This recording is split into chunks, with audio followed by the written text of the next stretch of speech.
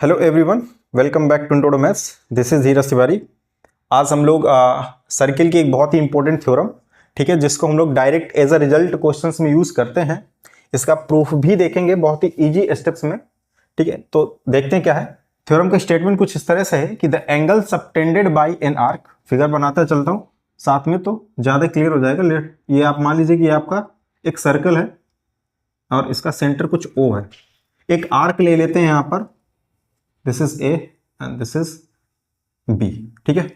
इस आर्क के थ्रू कह रहा है by an arc at the centre, इस आर्क के थ्रू सेंटर पर एक एंगल बनाया जा रहा है, ठीक है। This is A O B is double the angle subtended by it at any point on the remaining part of the circle. इसी आर्क के थ्रू इस हिस्से को अगर हम छोड़ दें, इसके अलावा कहीं पर भी इस आर्क के थ्रू अगर एंगल बनता है, मान लीजिए अगर ये है, ठीक है, इसको नाम दे देते हैं कुछ सी। तो इस आर्क के थ्रू ये जो सर्किल पर एंगल बना है आपका, ठीक है, इसका डबल होता है ये सेंटर पर बना हुआ एंगल। मतलब अगर यहां पर 30 डिग्री बनेगा तो सेंटर पर कितना बनना चाहिए, 60 डिग्री। ये आपको प्रूफ करना है। तो देखिए यहां पर टू प्रूफ, थ्योरम्स को करते समय पहले तो आपको ये समझ में आ जाना चाहिए कि थ्योरम के स्टेटमेंट क्या है और आपको प्रूफ क्या करना है, ठीक है। प्रूफ ये करना है यहां पर कि एंगल एओबी जो है वो डबल होगा किसका, एंगल एसी बी का। बात सही है। और ध्यान दीजिएगा इस स्टेटमेंट में क्वेश्चन ये कहा कि सेम आर्क के थ्रू बनना चाहिए। ऐसा नहीं कि एक आर्क कोई दूसरी सेंटर पर बना रही है और एक आप कोई दूसरी आर्क का रिलेशन इसमें स्टेब्लिश कराएं, ठीक है। दैट इज नॉट राइट, ठीक है, ये आपका करेक्ट नहीं होगा। और एक चीज को और ध्यान देना है कि रिमेनिंग पार्ट बोला उसने, ये जो एरिया है आपको ये छोड़कर चलना है। अगर मान लीजिए इस आर्क के थ्रू यहीं पर कोई एंगल बनता तब ये रिलेशन स्टैब्लिश नहीं होता, फिर आपको रिमेनिंग पार्ट पर बनाना है। इस चीज को ध्यान रखना बहुत जरूरी है। अगर आप यहां से बना रहे हैं सेंटर पर एंगल, तो इसके अलावा ये पोर्शन छोड़ करके आप कहीं पे भी बनाइए। बात सही है। नाउ प्रूफ, प्रूफ कैसे करेंगे इसका, एक छोटा सा इसमें काम कर लेते हैं कि सी को ओ से मिला देते हैं, ठीक है। मैंने सी को ओ से मिला दिया और इसको कुछ पॉइंट सपोज ए बी, इसको डी नाम दे दिया। इतनी बात क्लियर है, यहां से डी नाम दे दिया इसको। अब अगर मैं ध्यान से देखूं, ये जो ट्राइंगल बन रहा है ओ सी ए, तो इन ट्राइंगल ओ सी ए, ठीक है, इस ट्राइंगल ओ सी ए के लिए ये जो एंगल ए ओ डी है, क्या ये एक्सटीरियर एंगल की तरह काम करेगा, राइट। ट्राइंगल ओ सी ए के लिए जो एंगल ए ओ डी है ये एक्सटीरियर एंगल की तरह काम करेगा। ये वाला एंगल, इस एंगल की बात करो, ये एक्सटीरियर एंगल की तरह काम करेगा। और एक्सटीरियर एंगल की प्रॉपर्टी क्या होती है कि अपने दो अपोजिट इंटीरियर एंगल के सम के इक्वल होता है, राइट। तो यहां पर हम क्या लिख सकते हैं, triangle A O D is equal to angle O A C plus angle A C O. जहां पर जिस पॉइंट पर बनता है उस पॉइंट को छोड़ दीजिए, बाकी के बचे दो एंगल उनको आप सम करके लिख सकते हैं। ये प्रॉपर्टी होती है, हम लोग इसको एज अ रिजल्ट यूज करते हैं। और यहां पर मैं लिख सकता हूं इसको exterior angle is equal to sum of two opposite interior angle, interior angle. बात बराबर यहां से, ठीक है। एक काम यहां पर मैंने दिखाया, यहां पर अब ध्यान से देखें तो जो ओ ए है वो क्या है, ओसी के इक्वल है। यहीं पर ओ ए बराबर है, सिंस ओ ए बराबर ओ सी रेडियस है, क्योंकि अगर रेडियस है तो ये दोनों इक्वल होंगी। और हमको ट्राइंगल में मालूम होता है कि अगर दो साइड्स इक्वल हैं तो उनके अपोजिट एंगल्स भी इक्वल होते हैं। ये थ्योरम्स होती है आपकी। तो यहां से जो ओ ए के अपोजिट एंगल बनेगा वो बनेगा एंगल ए सी ओ, और ओ सी के अपोजिट एंगल सी ए ओ, ठीक है। रीजन क्या होगा, अपोजिट एंगल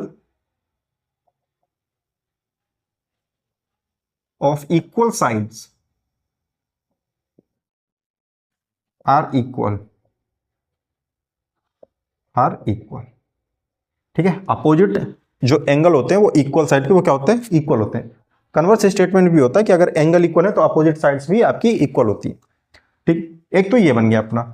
यहां से क्या कर सकते हैं कि इसको इक्वेशन 1 मान लेते हैं, ठीक है, एंड दिस इज इक्वेशन 2। अब थोड़ा इस चीज को ध्यान दीजिएगा कि हमको जो रिलेशन एस्टेब्लिश करना है वो इस एंगल के बीच में है और इस सी के बीच में है, मतलब इसका कोई रोल नहीं है फिलहाल। तो हम क्या कर सकते हैं कि ये जो एंगल CAO है, CAO एक्चुअली ACO के बराबर है, और यहां पर देखो तो दोनों एंगल आ रहे हैं OAC एंड ACO। तो क्यों ना ये जो OAC है इससे हमें कोई लेना देना नहीं है OAC से, तो इस OAC को इस CAO से रिप्लेस कर सकते हैं, मतलब ACO, इस OAC की जगह क्या ACO लिख सकते हैं फ्रॉम सेकेंड, राइट। तो फ्रॉम फर्स्ट एंड सेकेंड यहां पर मैं लिख सकता हूं angle AOD is equal to, ठीक है, ध्यान दीजिएगा, CAO की जगह मैं ACO लिख रहा हूं, ठीक है। क्यों? क्योंकि मुझको इस एंगल से कोई लेना देना नहीं, क्योंकि अगर मैं देखूं यहां पर मेरी प्रूविंग किससे AOB, और इसको इक्वल दिखाना है ट्वाइस ऑफ ACB, तो मैं सिर्फ इस एंगल और इस एंगल से मुझे मतलब है, बाकियों को मैं रिप्लेस कर सकता हूं, ठीक है। तो यहां से क्या हो जाएगा आपका angle ACO plus angle ACO, and that is twice of angle ACO, angle AOD, correct. यहां से ये इक्वेशन नंबर आपकी आ गई थर्ड। सिमिलरली जो काम आपने लेफ्ट साइड के ट्राइंगल में किया है वही आपको राइट साइड के ट्राइंगल में भी करना है। राइट साइड का ट्राइंगल है आपका ट्राइंगल OCB, तो इन ट्राइंगल OCB सेम ये जो एंगल बनेगा आपका, ये वाला एंगल DOB, ये भी क्या होगा आपका एक्सटीरियर एंगल होगा DOB। इसमें भी क्या होगा, ये जो अगर एक्सटीरियर है तो इन दोनों के सम के इक्वल होगा भाई, ये एंगल और ये एंगल, बात समझ रहे हैं। Angle OCB plus angle OBC, reason same है, ये रहा रीजन आपका। एक्सटीरियर एंगल क्या होता है, अपने अपोजिट दो इंटीरियर एंगल के सम के इक्वल होता है, ठीक है। तो यहां से ये आ गया, इसको equation number let's say this is 4।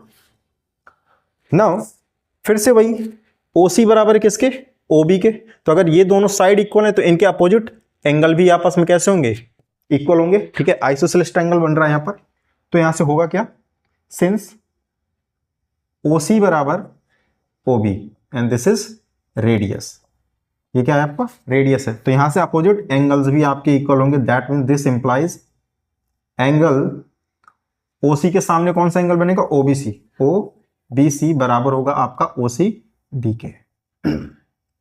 This is equation number 5। फिर से वही बात कि हमको सिर्फ इस एंगल और इस एंगल से मतलब है, इसका कोई मतलब नहीं है यहां पर, ठीक है। तो हम क्या करेंगे, इस एंगल को रिप्लेस कर देंगे इससे, क्योंकि ये दोनों कैसे इक्वल है। तो फ्रॉम 4 एंड